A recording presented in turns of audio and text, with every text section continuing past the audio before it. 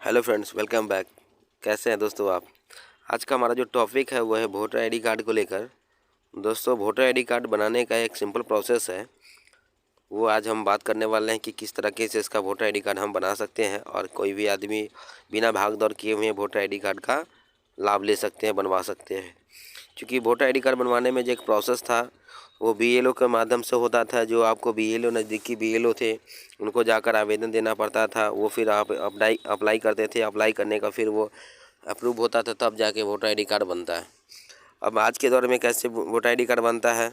तो voter ID card बनाने के लिए क्या करना पड़ता है कि आप पहले अपना जो भी आपके पास प्रूफ है उनको आप रख लें, एक फ़ोटो रख लें। जैसे कि अगर आपके पास आधार कार्ड है तो आधार कार्ड स्कैन करके रख लें। अगर आधार कार्ड है नहीं है तो आपके पास अन्य दस्तावेज, जैसे कि आपके पास राशन कार्ड है तो राशन कार्ड रख लें, या फिर अन्य कागज़ पेपर जो लगते हैं उनको आप स्कैन करके रख लें, ताकि उस वक्त जब अपलोड करना पड़े तो आसानी से अपलोड किया जा सके। तो सिंपल प्रोसेस है कि वोटर आईडी कार्ड बनने के बाद आपको डाउनलोड कैसे किया जाता है वो भी प्रोसेस आपको बताएंगे कि कैसे इसको डाउनलोड किया जाता है। तो सबसे पहले हम चलते हैं कि आवेदन कैसे करें। तो दोस्तों, आवेदन करने के लिए सबसे पहले हमारे पास जो एक लिंक होता है, इस लिंक पे आना है। आने के बाद इसमें आपको बिहार, उत्तराखंड, आसाम, इस तरह के लोग आवेदन कर सकते हैं। जो भी इस राज्य के हैं अपना इसमें आवेदन कर सकते हैं, वोटर आईडी कार्ड बनवा सकते हैं। तो सबसे पहले ये वोटर आईडी के पोर्टल से आपको आता है voters.election. जो भी .in के साइट पे आ जाता है। तो इसमें आपको अगर नया रजिस्टर करना है तो इसके लिए फॉर्म 6 का आपको भरना पड़ता है। तो फॉर्म 6 हमको भरना है, लॉगिन करना पड़ेगा और उसके हम पहले अकाउंट बनाना पड़ता है। तो सबसे पहले क्या करना पड़ेगा कि हमको अगर अगर बाहर के निवासी है तो 6A फॉर्म का रजिस्ट्रेशन करेंगे। अगर 6 नहीं है तो 6A का नहीं, सिर्फ फॉर्म 6 का ही रजिस्ट्रेशन करेंगे। तो उससे पहले क्या है कि हम लोग को पहले रजिस्ट्रेशन करना पड़ता है। तो साइनअप के ऑप्शन पे आकर आपको मोबाइल नंबर डालकर OTP गिराकर जो है कि कैप्चा डालकर हम इसका सबसे पहले रजिस्ट्रेशन कर लेंगे। जिसमें अगर आपके पास अगर ईपिक नंबर है तो आप ईपिक नंबर डालें। चूँकि नया अप्लाई करना है तो ईपिक नंबर होगा नहीं, तो बिना I don't have EPIC number का सिलेक्शन करके भी आप अपना अकाउंट बना सकते हैं। तो उसके लिए क्या करना है कि सबसे पहले आपको जो कॉलम में जो मांगता है डोंट हैव ईपिक नंबर, तो उसमें अपना अपना नेम आता है, सिलेक्शन आता है। तो नाम, फर्स्ट नेम भर ले और लास्ट नेम भर ले, ईमेल आईडी भर ले और पासवर्ड भी भर ले। दोस्तों, पासवर्ड जो होगा आपका एक जी 6 एटलीस्ट 6 कैरेक्टर होना चाहिए। जैसे कि आप अपना नाम डालते हैं, नाम डालने, अल्फ़ाबेट डालने, एक स्पेशल कैरेक्टर डाल लें। उसके बाद से रजिस्टर करके आप साइन इन पे आना है। साइन इन करने के बाद आपको यूज़र नेम जो भी आपका मोबाइल नंबर हो तो वो डालना है, पासवर्ड जो आप बनाए हैं वो डालें और कैप्चा जो भी है वो आपने डालकर लॉगिन करें। कैप्चा लॉगिन करने के बाद जो है आपको सिंपल साइन अप हो जाता है। साइन अप होने के बाद जो आपको फॉर्म अप करना पड़ता है। तो इस प्रकार है कि आप अपना इसमें फॉर्म भरने के लिए आपको पहले फॉर्म 6 हमको भरना होगा। तो फॉर्म 6 भरने के बाद हम लोग क्या करेंगे कि रजिस्टर्ड यूजर से मोबाइल नंबर से लॉगिन कर लेंगे। लॉगिन करने के बाद हम इसमें अपना कैप्चा वेरीफाई कर लेते हैं। कैप्चा जब हमारा वेरीफाइड हो जाता है तो इसका लॉगिन हमारा अप्रूवल जाता है, तो कुछ इस तरह का इंटरफेस खुलेगा। तो दोस्तों, ये हमारा इनर साइड का हो गया। इनर साइड का हमारा जो इंटरफेस होता है, जो हम लॉगिन करते हैं, उसके बाद हमारा इसमें ईमेल आईडी भी दिखाएगा। और हम इसमें फॉर्म जो अगर फॉर्म भरते हैं और आधा फॉर्म भर जाते हैं तो फॉर्म सेव एज ड्राफ्ट का भी ऑप्शन आता है। अगर हम नए वोटर हैं तो फॉर्म 6 का ही आपको रजिस्टर करना पड़ता है। तो अगर आपको नया आवेदन करना है तो आप फॉर्म 6 का सिलेक्शन करेंगे। यहाँ पे आपका जो प्लस जो साइन है वहाँ पे क्लिक करना पड़ता है। प्लस साइन क्लिक करते हैं तो आपको उसमें आगे का जो इंटरफेस खुलेगा, जो इस तरह खुलेगा, हम आपको बता देते हैं। मैंने क्लिक कर दिया है और क्लिक करने के बाद कुछ जो हमारा इंटरफेस जो खुला है इस प्रकार खुला है। तो ये जो एक एप्लीकेशन होता है जो कि इलेक्ट्रिकल जो भी स्टेट हैं उनमें, जैसे कि बताया कि 4 राज्य हैं, तो आप बिहार के लिए अप्लाई कर रहे हैं तो वहाँ पे हेड को अपने एप्लीकेशन देना है।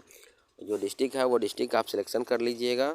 जो भी आपका असेंबली कॉन्स्टिट्यूंसी होगा, जैसे मान लीजिए आपका जो विधानसभा क्षेत्र होगा वो आप कर सकते हैं, सिलेक्शन जो है वो कर लीजिएगा।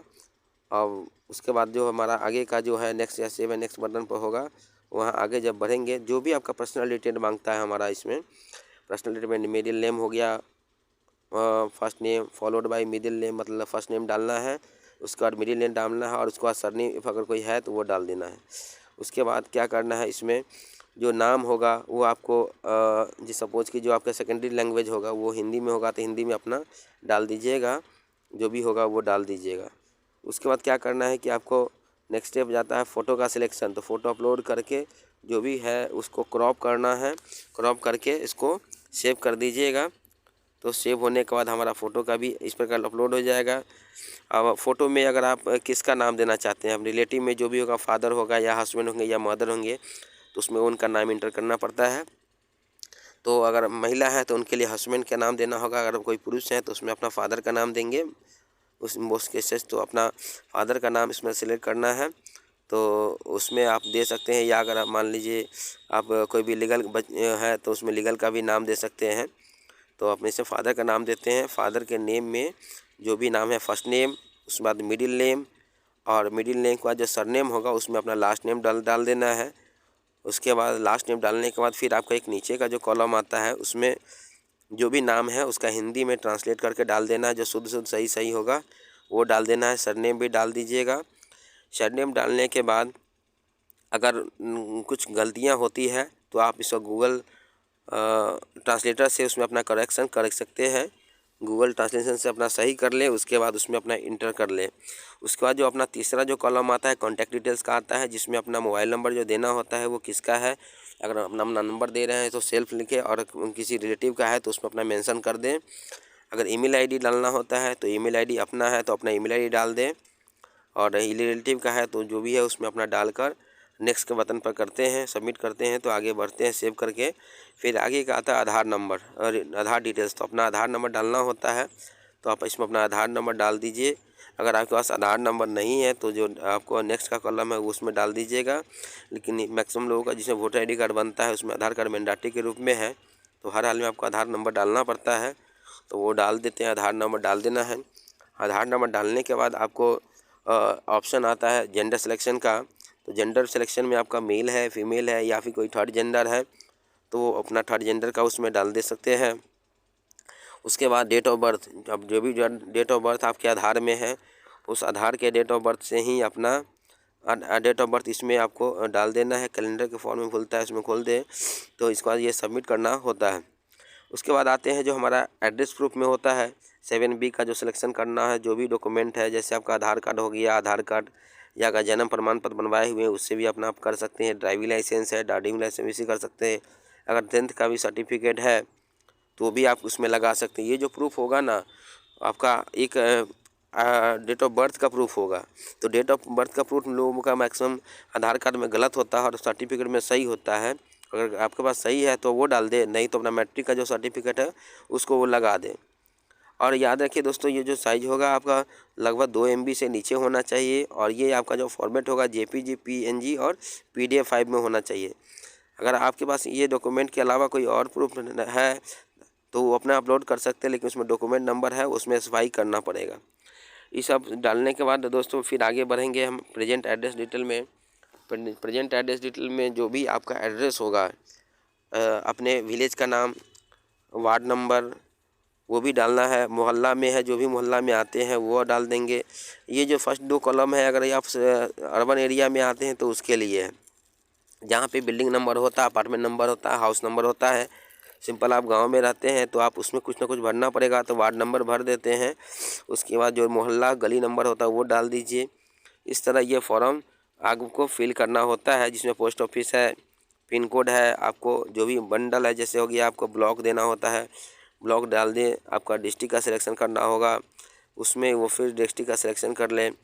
वो दोनों को जब भर देते हैं, भरने के बाद आपको लैंग्वेज का होता है जिसमें आपको हिंदी में भी उसी तरह टाइपिंग करना पड़ता है।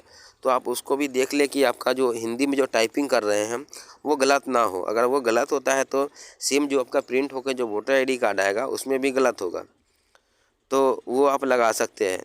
अब आता है हमारा डॉक्यूमेंट, एड्रेस प्रूफ में कौन सा डॉक्यूमेंट लगाएंगे। तो दोस्तों अभी आधार कार्ड जो है वो एड्रेस प्रूफ में भी मान्य होता है और डेट ऑफ बर्थ प्रूफ में भी मान्य होता है। तो अपना डेट ऑफ बर्थ के लिए जो प्रूफ दिए हैं वोटर आईडी कार्ड, ये आधार कार्ड दिए हैं, वही आधार कार्ड आपको इसमें एड्रेस प्रूफ में भी लगा सकते हैं। तो इसमें लगा देना है और उसमें अपलोड कर देना है फॉर्म को। अपलोड करने के बाद आपको नेक्स्ट करना है। अब इसमें आपका आता है डिसेबिलिटी का नेक्स्ट सिलेक्शन जो आता है डिसेबिलिटी का, कि आप डिसेबल है या नहीं है।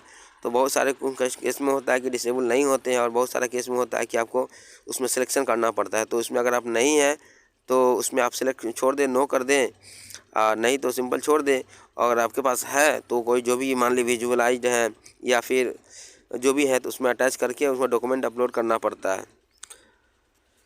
तो दोस्तों अब आगे का जो हमारा इंटरफेस है कि फैमिली मेम्बर का डिटेल्स मांग रहा है। तो फैमिली मेम्बर्स का डिटेल में आप जो भी एप्लीकेंट है तो उसमें कोई अगर फादर है, मदर है, तो उनमें आपको अपना फैमिली मेम्बर है किसी एक व्यक्ति का, फादर हो गया या मदर हो गया, तो किन्हीं एक व्यक्ति का अगर वोटर आईडी कार्ड बना है तो उनका वोटर आईडी का ईपिक नंबर और नाम और एप्लीकेंट का जो है वो आपको इसमें फ़िल करना ज़रूरी होता है। क्योंकि अगर इसमें फ़िल कर देते हैं तो उसी के आधार पे आपका आसानी से वेरीफाई हो जाता है, वेरीफाई होके आपका कार्ड अप्रूव हो जाता है आसानी से। क्योंकि वो ईपिक नंबर उसमें डाल देते हैं तो बीएलओ जो होते हैं वो चेक करते हैं, चेक करने के बाद वेरीफाई कर देते हैं हाँ ये अब जो कार्ड बना, ये जो वोटर आईडी अप्लाइड हो रहा है चूँकि इनके फैमिली मेम्बर का ही है, तो इस प्रकार आपका फैमिली मेम्बर का नाम भर देना अच्छा रहता है।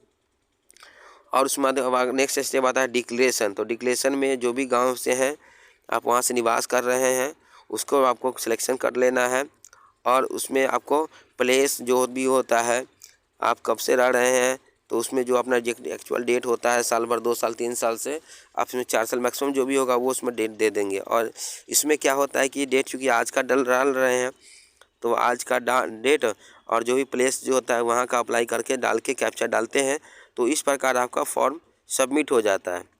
दोस्तों इसमें एक आपका एप्लीकेशन का एक्नॉलेजमेंट नंबर जनरेट होता है, तो उसको आप ODF करके किस तरह का होता है तो उसको आप सेव करके रख ले, चूँकि वो आपको कार्ड एप्लीकेशन आपको बहुत ज़रूरी होता है। तो इसको फॉर्म को पहले सेव कर लें और उसके बाद सबमिट कर दें, ताकि अगर आपको BLO को देना होता है तो आप इसका कॉपी उसको लगा के आप आसानी से दे सकते हैं। तो इस प्रकार आपका फॉर्म सबमिट हो जाता है। और सबमिट होने के बाद क्या होता है कि आप एक रेफरेंस नंबर मिलता है, उस रेफरेंस नंबर को आपको रख लेना है और उसको बाद में उसको ट्रैक भी कर सकते हैं। तो दोस्तों आप भी उसी तरह सेव करके कर सकते हैं। और एक एप्लीकेशन नंबर होता है तो उसको आप उसमें ट्रैक एप्लीकेशन स्टेटस से एक एप्लीकेशन नंबर है उसमें डालकर रेफरेंस नंबर से आप उसको ट्रैक कर सकते हैं ताकि मेरा जो कार्ड है वो वही बना या नहीं बना। दोस्तों मैं एक बताना चाहूँगा कि अगर आप अपने नज़दीकी BLO को जानते हैं तो कृपया ये फॉर्म भर के अपने BLO को दे दें ताकि वो आसानी से अप्रूव कर दे। इस प्रकार आपका वोटर आईडी कार्ड बन जाता है।